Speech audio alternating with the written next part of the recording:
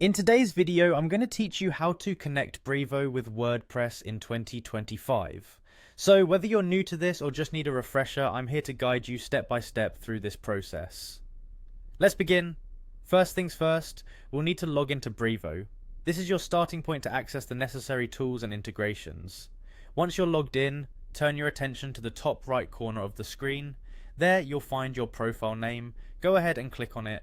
This will bring up a drop-down menu. Now from this menu, what you're looking for is the plugins and integrations option. Click on that and it will direct you to a page filled with various integrations you can use.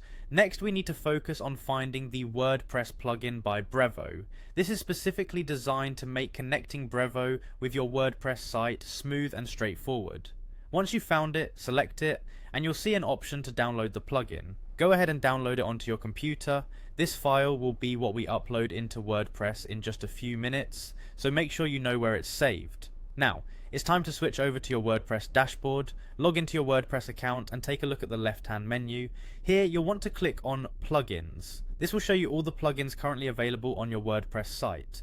In the top right corner, you'll notice an Upload button. Click on it, and it will prompt you to upload a plugin from your computer.